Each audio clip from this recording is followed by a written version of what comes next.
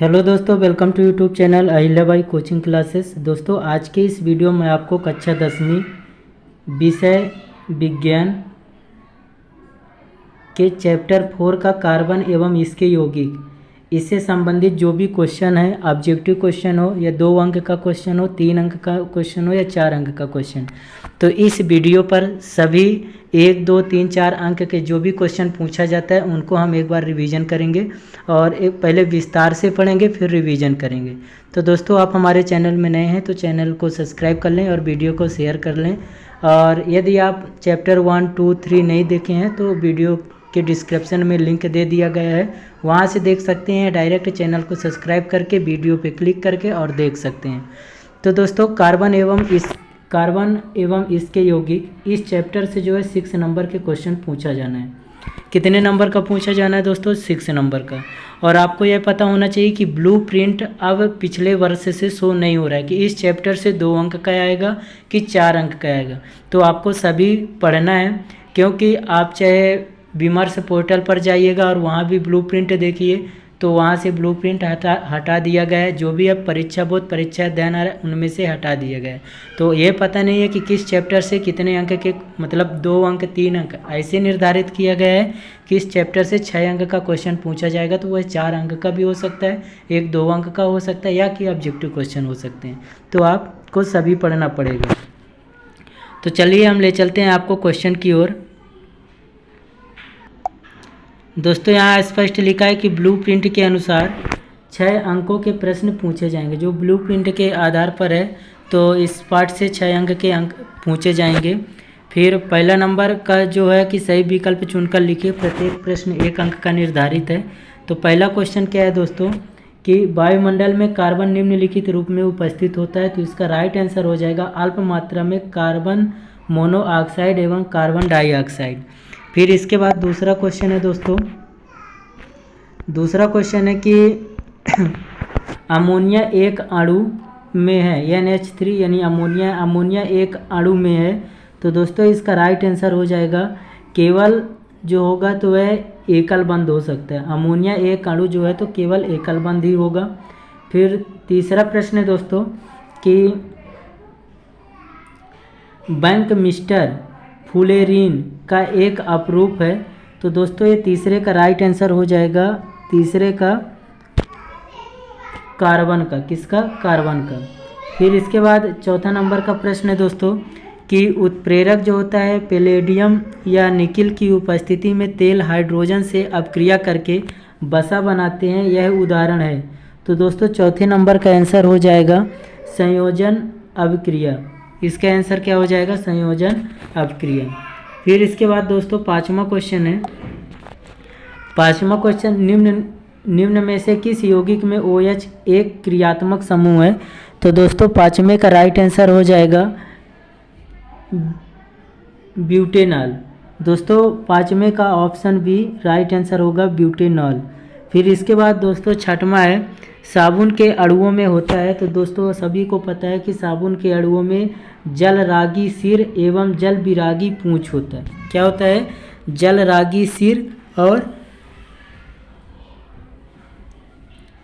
जल विरागी पूंछ। फिर इसके बाद है 7वां नंबर। तो दोस्तों 7वां नंबर का क्वेश्चन है कि क्लोरीन कमरे के ताप पर संतृप्त हाइड्रोकार्बन से क्रिया करती है। जो क्लोरीन होता है कमरे के ताप पर संतृप्त हाइड्रोकार्बन से क्रिया करती है। तो दोस्तों 7वें का राइट आंसर हो जाएगा सौर प्रकाश की उपस्थिति में। किसके? सौर प्रकाश की उपस्थिति में। फिर दोस्तों 8वां प्रश्न है, पेंटेन का आणविक सूत्र। पेंटेन क्या है? C5H12। तो पेंटेन का आणविक सूत्र है, इसमें से हो सकता है तो सिस्टीन सहसंयोजी बंध। क्या हो सकता है? सिस्टीन सहसंयोजी बंध। फिर इसके बाद दोस्तों 9वां नंबर, सिरका या विनेगर 1 बिलियन है। जो 9 नंबर के क्वेश्चन है, सिरका विनेगर का 1 बिलियन है।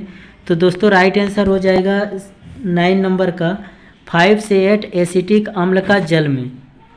तो इसका राइट आंसर होगा 5 से 8 एसिटिक अम्ल का जल में। फिर इसके बाद 10वां क्वेश्चन है दोस्तों, 10वां क्वेश्चन है कि निम्न में से 10वां नंबर का, निम्न में से कौन सजातीय श्रेणी का सदस्य नहीं है।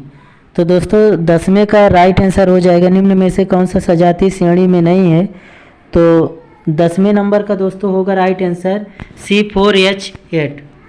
फिर इसके बाद 11 नंबर का है, कार्बन अपने जो कार्बन होता है अपने 4 संयोजी इलेक्ट्रॉनों का 4 एकल संयोजी परमाणुओं से साझा करके 4 सहसंयोजी बंध बनाता है। 4 सहसंयोजी बंध बनाने के बाद यह निम्न की इलेक्ट्रॉनिक संरचना प्राप्त करता है। तो दोस्तों 11वां का राइट आंसर हो जाएगा नियॉन। ये किसका संरचना प्राप्त करता है, तो नियॉन का। फिर इसके बाद 12 नंबर का क्वेश्चन है दोस्तों कि 12 नंबर का क्वेश्चन है, हाइड्रोकार्बन का पूर्ण दहन देता है। जो हाइड्रोकार्बन होता है इसका पूर्ण दहन देता है। तो 12वें नंबर का राइट आंसर हो जाएगा बी नंबर, जैसे CO2 कार्बन डाइऑक्साइड प्लस जल, CO2 प्लस जल। तो इसमें 12वें नंबर का राइट आंसर ऑफ बी। फिर इसके बाद 13 नंबर का क्वेश्चन है दोस्तों, निम्न में कौन सा असंतृप्त हाइड्रोकार्बन है। निम्न में से कौन सा असंतृप्त हाइड्रोकार्बन है। तो जल्दी से कमेंट करें दोस्तों, निम्न में से कौन सा असंतृप्त हाइड्रोकार्बन है। तो एसिटिलीन। कौन सा है, एसिटिलीन। फिर 14 नंबर का प्रश्न है दोस्तों कि खाना बनाते समय यदि बर्तन की तली बाहर से काली हो रही है तो इसका क्या मतलब है। 14वां प्रश्न है कि खाना बनाते समय यदि बर्तन की तली बाहर से काली हो रही है तो इसका क्या मतलब है। जल्दी से इसका कमेंट करें। जल्दी से इसका आंसर आप लोग कमेंट करें। एक लड़के ने कमेंट किया कि ईंधन पूरी तरह से जल रहा है। ऐसा नहीं है दोस्तों, इसका राइट आंसर हो जाएगा ईंधन पूरी तरह से नहीं जल रहा। ईंधन पूरी तरह से नहीं जल रहा, इसलिए बर्तन की जो बाहरी परत होती है वो काली हो रही है। फिर इसके बाद प्रश्न 15 है, समयावयवी के यौगिक के लिए कौन सा कथन सही नहीं है। जल्दी से इसका भी आंसर आप कमेंट में लिखें। 15वें नंबर का आंसर बहुत बच्चों ने लिखा ए नंबर, उनके यौगिक गुणों में अंतर। बिल्कुल सही आंसर है दोस्तों, ऑप्शन ए राइट आंसर। फिर इसके बाद 16 नंबर का है, 16 नंबर का क्वेश्चन है दोस्तों, कार्बन की परमाणु संख्या है। तो दोस्तों कार्बन की परमाणु संख्या बिल्कुल सही आंसर है ए नंबर यानी 6। कार्बन की परमाणु संख्या कितनी है, 6 है। फिर इसके बाद है दोस्तों, रिक्त स्थानों की पूर्ति कीजिए। हो सके तो आप इन सभी क्वेश्चनों का स्क्रीनशॉट ले लें। यदि PDF चाहिए तो आप हमारे व्हाट्सएप चैनल पर आप SMS करें। कार्बन की संयोजकता बिंदु बिंदु है दोस्तों, कार्बन की संयोजकता बिंदु बिंदु है। तो कार्बन की संयोजकता कितनी होती है, 4। फिर इसके बाद में श्रृंखलन क्षमता अधिक होती है, यानी कार्बन में ही श्रृंखला क्षमता अधिक होती है। शराब या वाइन में होता है, शराब में एथिल अल्कोहल होता है जिसे एथेनॉल कहा जाता है। फिर यौगिक में समवायता का गुण पाया जाता है। यौगिक में कौन से यौगिक में समवायता का गुण पाया जाता है, तो कार्बनिक यौगिक। दोस्तों इसमें हो जाएगा कार्बनिक यौगिक। फिर सिरका जो एसिटिक अम्ल होता है, कौन सा अम्ल होता है, एसिटिक अम्ल, इसे एथेनॉइक अम्ल भी बोला जाता है। फिर इसके बाद है दोस्तों प्रश्न तीसरा है सत्य असत्य चुनिए। प्रश्न तीसरा है सत्य असत्य चुनिए। तो दोस्तों पहला नंबर है RCHO यानी एल्डिहाइड जो एल्केनॉल है का सामान्य सूत्र होता है, बिल्कुल सही है। कार्बन विद्युत संयोजी बंध होता है, बिल्कुल गलत है। RCO और R यानी कीटोन या एल्केनोन का सामान्य सूत्र बिल्कुल सत्य है। और कार्बनिक यौगिक विद्युत के कुछ चालक होते हैं, बिल्कुल असत्य है दोस्तों। एल्केन संतृप्त हाइड्रोकार्बन होते हैं, ये सत्य है। फिर इसके बाद है दोस्तों एक शब्द या एक वाक्य में उत्तर लिखना है।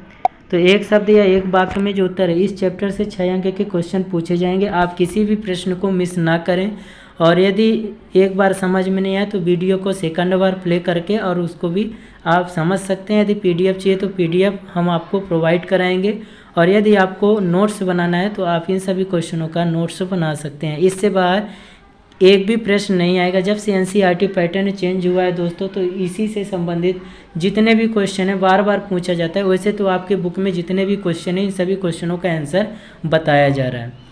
फिर एक शब्द या एक वाक्य में उत्तर लिखो। तो पहला नंबर है एल्केन सजातीय श्रेणी के प्रथम सदस्य का नाम एवं सूत्र लिखें। तो जो दोस्तों जो एल्केन सजातीय श्रेणी के प्रथम सदस्य का नाम एवं सूत्र जो होता है तो वो होता है मेथेन CH4। फिर एल्कीन समजातीय श्रेणी के प्रथम सदस्य का नाम एवं सूत्र लिखिए। तो एल्कीन का हो जाएगा एथीन। फिर एल्काइन समजातीय श्रेणी के प्रथम सदस्य का नाम एवं सूत्र एल्काइन तो एथाइन हो जाएगा। क्या हो जाएगा दोस्तों? एथाइन। फिर इसमें से 2 अंक के भी क्वेश्चन है, 2 अंक के क्वेश्चन को भी इसी वीडियो पर मैं कवर करूंगा। फिर अगले पार्ट में 3 नंबर और 4 नंबर के क्वेश्चन भी देख लूँगा। दोस्तों यदि टाइम रहेगा तो मैं 3 और 4 नंबर के जो प्रश्न है इसी वीडियो में कवर कर दूँगा। तो आप हमारे चैनल में नए हैं तो चैनल को सब्सक्राइब करके और वीडियो को तब तक शेयर करें। तो चलिए हम 2 अंक के प्रश्न को दिखाते हैं। पहला प्रश्न है कि सहसंयोजी आबंध किसे कहते हैं? कार्बनिक यौगिक के मध्य किस प्रकार के आबंध होते हैं? किसी लड़के ने कमेंट किया है दोस्तों कि ये अवनीश है। अवनीश ने किया कि सर 2 दिन से आप वीडियो अपलोड नहीं किया। हाँ, मैं 2 दिन से वीडियो अपलोड नहीं किया क्योंकि टाइम नहीं मिल रहा था, मेरे को स्कूल भी जाना रहता है। तो अब कंटिन्यू मैं वीडियो शाम टाइम ही अपलोड करूँगा। तो पहला नंबर का प्रश्न है दोस्तों, सहसंयोजी आबंध किसे कहते हैं? कार्बनिक यौगिकों के मध्य किस प्रकार के आबंध होते हैं? सहसंयोजी आबंध किसे कहते हैं? कार्बनिक यौगिकों के मध्य किस प्रकार के आबंध होते हैं? तो दोस्तों इसका राइट आंसर हो जाएगा कि 2 परमाणुओं के बीच इलेक्ट्रॉन की साझेदारी से बनने वाले आबंध को सहसंयोजी आबंध कहते हैं। सहसंयोजी आबंध किसे कहते हैं दोस्तों? कि 2 परमाणुओं के बीच इलेक्ट्रॉन की साझेदारी से बनने वाले आबंध को सहसंयोजी आबंध कहते हैं। कार्बनिक यौगिकों के मध्य सहसंयोजी आबंध होता है। जो कार्बनिक यौगिकों के मध्य ही क्या होता है? सहसंयोजी आबंध होता है। पहला नंबर समझ में आ गया होगा। फिर इसके बाद दूसरा क्वेश्चन है कि हाइड्रोकार्बन क्या है? उदाहरण देकर समझाइए। हाइड्रोकार्बन ऐसे कार्बनिक यौगिक जो केवल हाइड्रोकार्बन, इससे ही समझ में आता है कि कार्बन और हाइड्रोजन से मिलकर बने होते हैं, उसे हाइड्रोकार्बन कहते हैं। हाइड्रोकार्बन इन कार्बन और हाइड्रोजन से बने यौगिक को हम हाइड्रोकार्बन कहेंगे। उदाहरण के लिए जैसे methane, ethane, propane, butane, pentane, कुछ भी आप बता सकते हो। फिर इसके बाद है दोस्तों प्रश्न 3 नंबर का है। प्रश्न 3 नंबर का है कि ये क्या कह रहा है? विषम परमाणु क्या कहलाते हैं? जो विषम परमाणु होते हैं वो क्या कहलाते हैं? उदाहरण दीजिए। तो इसका राइट आंसर हो जाएगा दोस्तों कि विषम परमाणु जो होता है किसी कार्बनिक यौगिक से हाइड्रोजन को प्रतिस्थापित करने वाले तत्वों को विषम परमाणु कहते हैं। विषम परमाणु किसे कहते हैं? कि किसी कार्बनिक यौगिक से, मान लो कोई कार्बनिक यौगिक है, हाइड्रोजन को प्रतिस्थापित करने वाले तत्वों को, उसमें से हाइड्रोजन को जो प्रतिस्थापित करेगा जो तत्व, उसे ही हम विषम परमाणु कहते हैं। ये प्रायः कार्बन और हाइड्रोजन के अतिरिक्त तत्व होते हैं। ये जो तत्व होते हैं विषम परमाणु, तो ये कार्बन और हाइड्रोजन से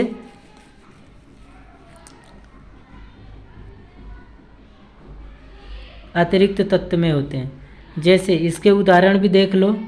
उदाहरण में मैं आपको दिखा दूँ दोस्तों कि हैलोजन, ऑक्सीजन, सल्फर और नाइट्रोजन। जैसे हैलोजन हो गया, ऑक्सीजन हो गया, सल्फर हो गया और नाइट्रोजन हो गया आदि। फिर प्रतिस्थापन अपक्रिया किन्हें कहते हैं?